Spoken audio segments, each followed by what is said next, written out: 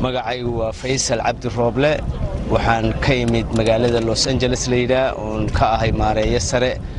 qaybta qorsheynta ee magaaladaas oo 9 milyan wax ka badan ku nool yihiin muddo 30 sano aan ka shaqeynayay waxaan maanta idin kula joogaa projectiga ama mashruucan Green City ama magaalada cagaarka ah ee Boosaaso oo ilaa 2500 oo guri ka koobnaan doonta waxaanu rabnaa magaalo ishuwan ah ama isasidata oo wali aan lagu arag deegaankeenan in aan ka sameeyno magaaladaas oo ka kooban guriyo kaligooda ama guriyaha balbalaaran guriyo caadi ah guriyo dabaqyo ah meel business ama mushtarku ku jiro wax la yiraahdo hawl guud ama dhul banaan oo cagaar ah jidadkii geedadkii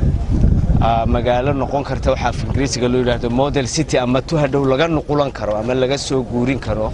marka magaalooyin kale ama xaafado kale oo la mid ah la sameeynayo runtii dad badan baa ka soo shaqeeyay barnaamijkan oo isugu jira aniga oo ah qorsheynta Abdi Mahad Saciid oo ah ninka dhulkan iska maran ee buurta ee banaankeed arkaysaan ka soo saari doona dhul kala go'an oo jidad leh oo meeshii guryaha la saarayay leh oo wax kasta leh waxa iyana nala jooga kambanigii dhisayay oo iyana magacdooda la sheegi doono runtii waa mashruuc weyn even dalka aan ka imid mashruuc intan la eg marka la dhisayo oo mashruuc aan yarayn oo weyn 2500 oo guri hadii Ilaahay ka dhigo marka ay waxani dhamaadaan waa mashruuc aad iyo aad u ballaaran waxna ka tari doona deegaanka waxa inta dheer in uuna markaliya dhismayn laakiin waxa afka qalaad loo yaqaan wajiyo uu yeelan doono wajiga koowaad wajiga labaad wajiga saddexaad hadii Ilaahay una la garab galana dhismahani marka uu dhamaado oo naqshadiisa sida hadda ku sawiran meeshana lagu hayo ay soo baxdo iyadoo dhanna dhulka aad ku aragtaan waxa laga sameyn doonaa buug ama kitaab tahliilaya sida magaaladan loo dhisay sidaas awgeedna magaalooyinka kale ee deegaankeenu uu ka nuqulan doono uu oran doono intay buuga feeriyaan magaalo fiican hadaad abuuri rabto ama xaafad fiican hadaad abuuri rabto oo geedale oo meel ciyaal ku ciyaaraan leh oo meeshii lagu tamashleynayay leh waxay noqon doontaa meesha hadda kadib laga ilaashan karo marka runtii dad badan baan u maleynayaa inay laanka ku jiraan waa himilo aad u weyn himiladuna waxay macaan tahay marka laga meel gaaro biyo digeedana la gaaro sida aan ku indheeyay qorsheyntani umalayn maayo meel Soomaaliya ku taala ilaa imika in sidan oo kale looga hirgeliyo way jiraan meelo guriga laga dhisay way jiraan meelo apartments ama guriyaha kor u kaca laga dhisay laakiin magaalo yaro magaalo ku dhex taala city within a city magaalo ku dhex taala oo isku filan oo qaybta jidadka ku fadhiisan doonta hadhow markay dhismato oo noqon doonta mushtar iyo xafiisyo iyo dhakhtarada in qofku uu wixii uu rabay hadduu rabo inuu socdaalo galabtii markuu socdo xaafadda dhexdeeda uu mijabaxsado si sonkorta loo dajiyo haddii ay noqoto adeeg haday noqoto in dhakhtar degdeg ah uu tago rajadu waxay tahay xaafad isku filan oo wixii la rabay qofka noloshiisa meeshaas laga helayo in ay yeelato marka insha Allah Ilaahay hanala garab qabto waa himilo aad u culus aad u weyn ragga arrintan soo qabanqaabiyeyna wayna la joogaan laakiin injineerka oo dhulkan aad aragtaan ee bacaadka mitiriyey meel kastana bir ka taagay birtaasoo sheegaysa wixii laga dhisi lahaa iyo wixii geli lahaa baan isna bal 2 minute siinayaa last 5 bilood la soo dhaafay boosaasaan joogay waxaan ka bilownay wada tashi waxaan jeclaan lahaa oon idin ogeysiin lahaa barnaamijkan bandhigiisa oo sax ah wuxuu ka dhici doonaa waqtiga qadada ah isagoo presentation ah laakiin maadaama aan qorax taaganahay inaan wax yar soo koobo magaca sida aragtan waa Green City Project waxaa maalgeliyey sida uu sheegay Cabdisalaan ganacsatada Soomaaliyeed oo cid walba leh boosaasay doorteen hadhow iyaga noo sheegi doona waxay ku doorteen laakiin aniga waajibkayga waxa weeye inaan in sheego waxaan qabtay oo ahaa inaan kala tashaday haddii wax dhisaan garanayno inaan keeno wax ka duwan waxa waddanka maanta ka jira inaan sameyn dhisaan garanayno magaalo leh adeegyada ay u baahnayd oo dhan dhulka cadadkiisa markaan xisaabeynana boqolkiiba 50 loo gooyay adeeg guud boqolkiiba 50 laga dhigay dhulkii la dagaayay arrinkaas dadka ganacsada ahi waxay sameeyeen maartay tanaasul weyn oo ay ku muujiyeen say diyaar ugu yihiin in la helo meel lagu noolaan karo oo u noqon karo tusaale ummadda Soomaaliyeed waxay leedahay adeegga caafimaadka waxay leedahay kuwii iskuulada oo 3 iskuul ah 2 elementary iyo mid high school ah waxay leedahay masaajid weyn oo jaamaca waxay leedahay maxay tahay police station waxay leedahay meeshii baabuurta istaagaysay baseejadii waxay leedahay garoonkii kubadda cagta waxay leedahay biyaha lagu qabanayo oo dib loogu isticmaalayo magaalada waxay leedahay soona ganacsi ah wadooyinkeeda waxa ugu yar 16 wadada ah waxaana ugu weyn wadada 30 ah marka runtii waa magaalo dhismahu wuxuu noqon doonaa hadda sidii loo dhiso dhulka laakiin infrastructure-ka waxa loogu talagalay inuu noqdo meel la maareeyay traffic-ga socodkiisa la maareeyay biyaha roobka la maareeyay maartay socodka dadka insha Allah intaasaan ku soo koobayaa wixii faahfaahina hadhow markaynu tagno hoteelka iyo qadada ayaan bixin doonaa hadii la haydno wassalaamu calaykum waraxmatullaahi wabarakaatu noo soo dhaweysay gaar ahaan dadkii aadka noola shaqeeyay ay ka mid ahaayeen wasiirada madaxweyne ku-xigeenka oo markaa madaxweyne waddanka ka ahaa culmaawdiinka iyo dadka dhalinyarta iyo bulshada markii aanu nimid Garowe nagu soo dhaweysay ilaa iyo haddana qaarkood ayna soo horkaceen nalana yimaadeen ilaa Boosaaso waxaan si gaar ah ugu mahadnaqayaa dhinaca ugu weyn reer Puntland iyo Soomaaliya oo dhamna mudane General Khaliif Ciise Mudan oo run ahaantii soo dhaweynta ka sokow si dheeraada isagu tunka ugu qaatay inuu keenitaankayga ilaa Boosaaso uu soo raaco nana soo hogaamiyo ciidanka ilaaladana uu horkaco iyo wasiir Juxa oo halka jooga oo isaguna sidoo kale sameeyay lana socday ilaa intaas iyo dhammaan ummadii kale wasiirada halkan jooga oo hadda aan ka garanayo wasiirka amniga maaliyadda hawlaha guud duulista hawada macdanta iyo biyaha iyo talaha gudoomiyaha gobolka taliyaasha ciidamada gaar ahaan taliyaha ciidanka booliska gudoomiyaha degmada oo aan anigu si gaar ah ugu sii dhawahayo nin Cabdisalaan la yiraahdo oo nin daayar oo magacayga kala wata inuu ahaadana ay tahay batu yar oo gaariya inta waxaan kaga baahayaa mahadnaqa wixii aan ilaawayna waan ka xumay safar dheer baan soo galay waa laga yaabaa in dadka qaar ilaaway waad wada mahadsantiin waana ku salaamintiin arintaas anigu ma rabo inaan hadal badan iraahdo waxaan rabaa inuu injineerku ka hadlo oo sharxa meesha waxa hal mid sheegaya waxaanu sameeynaa maanta maaha wax kale xarig jar maahe waa dhagax dhig macnaheeduna uu yahay inaanu u soo bandhigno bulshada qorshaha iyagu sida uu yahay loona dhagax dhigo sidii uu hirgeli lahaa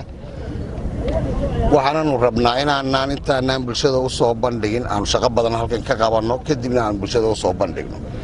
taa macnaheedu waxa weeye inaan ka duwanaano dad yimaado qurbaha ka yimaado oo yiraahdo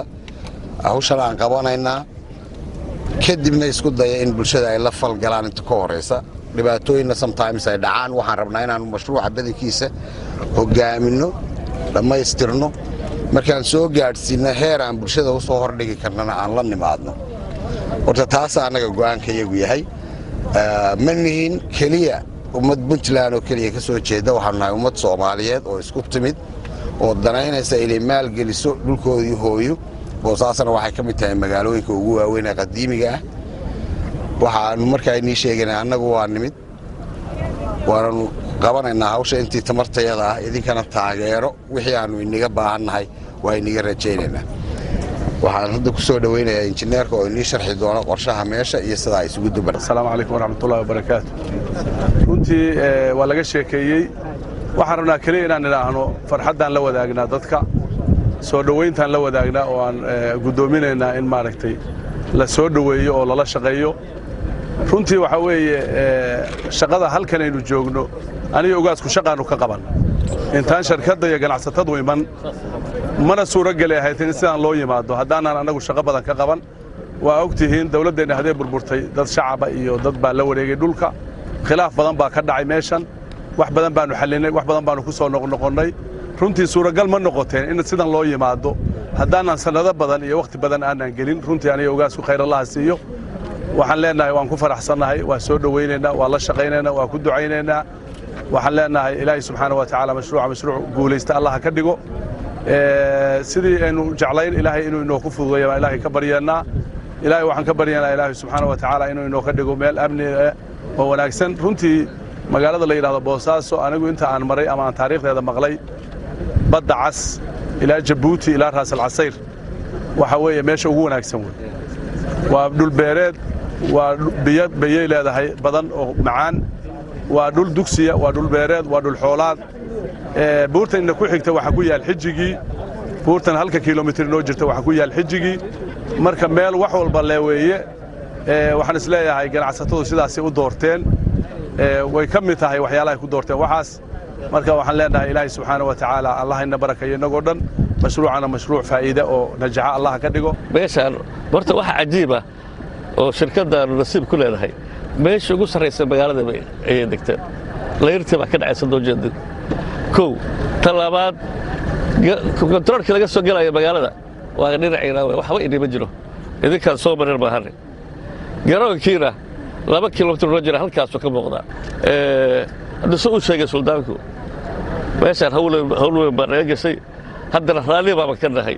mar haddii dawladdii iyo ganacsatadii ay isu wada yimaadeen oo arrintii la wareegaan dawladdii hoose iyo maamulka iyo wasaaradda arrimaha maxaa la yidhahdaa ninka odaga ahay howlaha guud ayaa laga rabaa inay nimankaas si ula shaqayn lahaayeen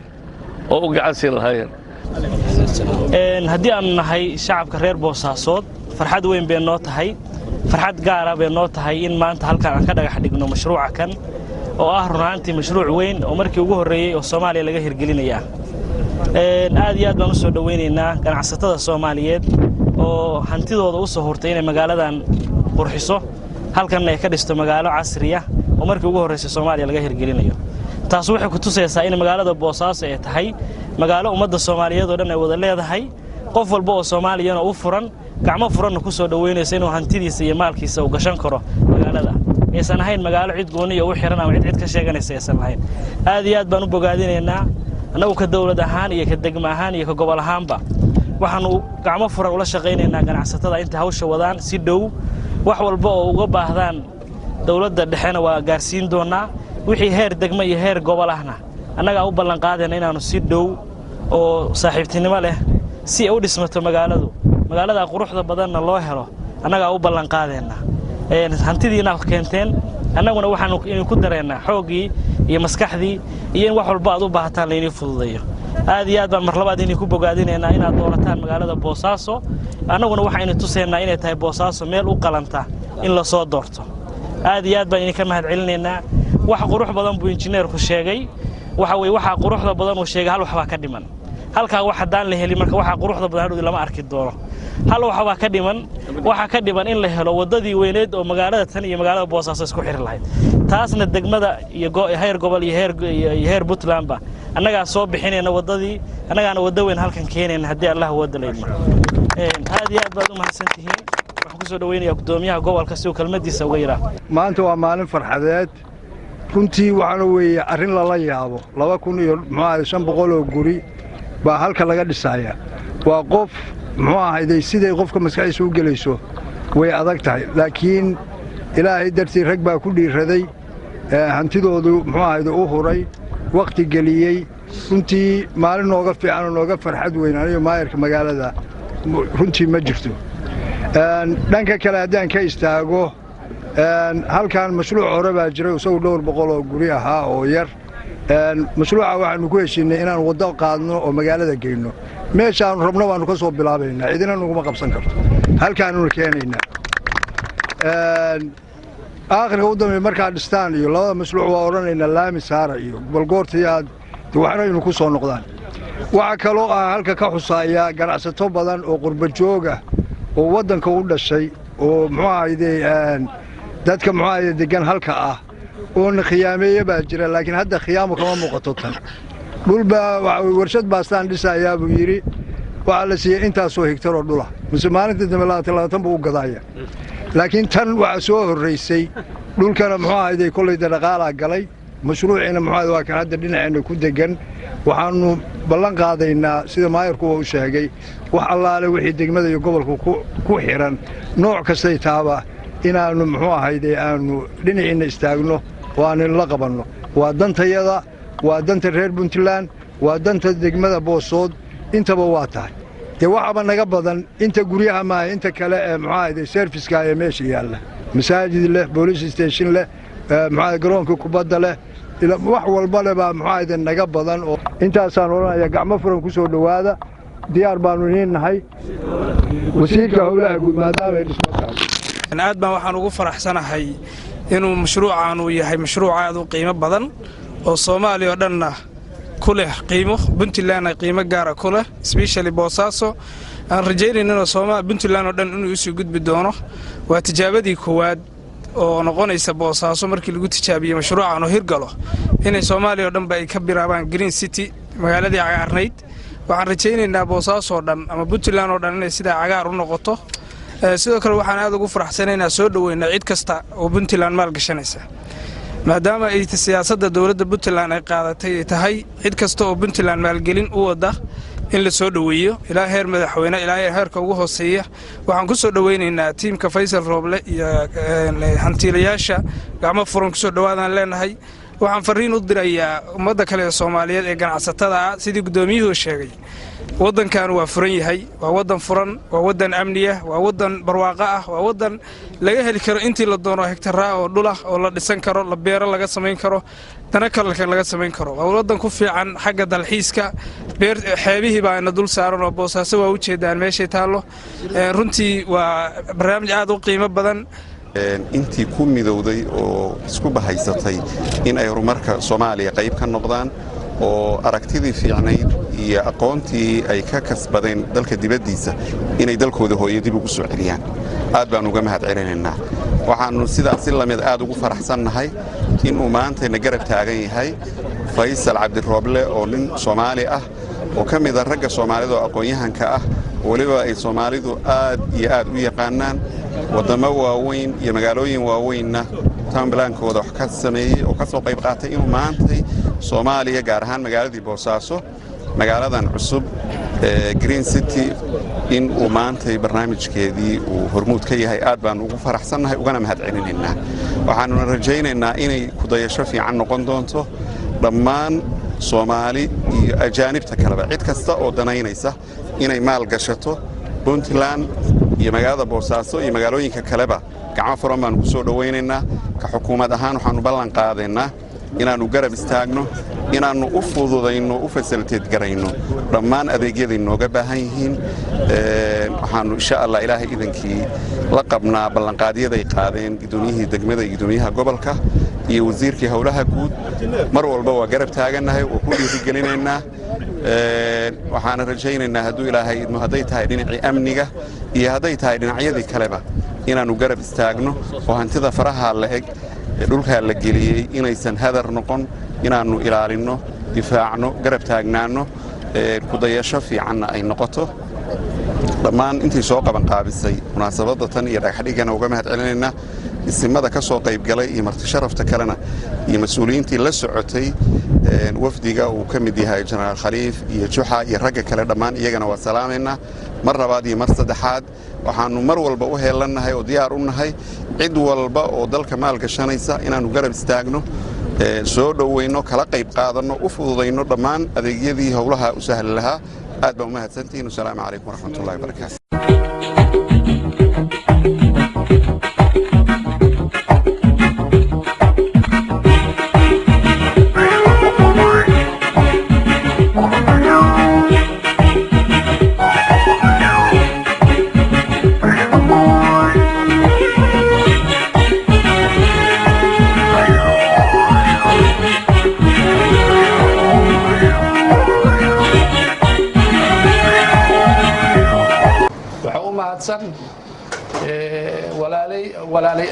walaalaheen oo inoo keenay magaalo dhan yidhi waxaanu ka dhisaynaa Boosaaso darafkeega oo mustaqil ah oo madax bannaan oo jidadkeegii leh oo biyaheegii leh oo lalkeegii leh aad iyo aad u mahadsanyihiin waanaan u ducaynaynaa ilaahay inuu barnaamijkaa waafajiyo ilaahay inuu khayr ka siiyo inay masaajid fiican ka dhisaan oo diinta lagu faafiyo oo dadka masaakiinta loogu gargaaro oo iyagu sadaqo u noqoto jaariya ah magaalada ay dhisayaan ay hagaajinayaan ilaahayna ugu dhowaadaan in shareecada islaamka iyo diinta islaamka iyo masaajidda iyo diinka in lagu bartay iyo dadka in maaragtay jahliga lagaga saaray iyo meelo badan inay waqfi ka dhigaan baan ilaahay u baryaynaa mashruucaana ilaahay inuu maaragtay u fuliyo آمين ده مشروع عسفنا بوساسة وحقوق نقونيسا هرمر iyo sookac iyo wanaag baa noqonaysa dadka deganna way dhiiri gelinaysaa aad iyo aad walaalahaas arintaas soo abaabulay oo diyaar u soo noqday oo maantana soo dhagax dhigay aad iyo aad waa ku mahadsan yihiin anaguna waa ku bogaadinaynaa waxa loo baahan yahay marka in lagu daydo magaalooyinka oo dhan in la dhiso Boosaaso bidaat si khaasa Puntland mantiqada hadda la yiraahdo mantiqada waqooyi bari baa la oran jiray waxa weeye Boosaaso waxay u baahan tahay in abaalkeegii la siiyo oo hooyada Puntland hooyana way ka xuquuq badan tahay wixii kale iyadu dhashay wixii ka dambeeyay in si fiican maaragtay loo dhiso in la hagaajiyo in jidad fiican loo sameeyo in wax kasta in loo sameeyo weeyo la wanaajiyo sheekhu aad u mahadsan yahay ilaahay wacdigaas miisaanka xasanaadka ugu daro wali waxaan ku dhex jirnaa xafladeennii insha Allah waqti ma jiro waxaan jecelahay in waqtiga loo soo kokoobo haddana waxaan ku xijin doonaa insha Allah injineerka wada hawshan waa injineer Cabdi Mahad Saciid asata oo Soomaaliyeed oo qurbaha ku nool gaar ahaan magaalada Washington Seattle dalka Mareykanka waxay ii sheegeen inay ku leeyihiin dhul magaalada Boosaaso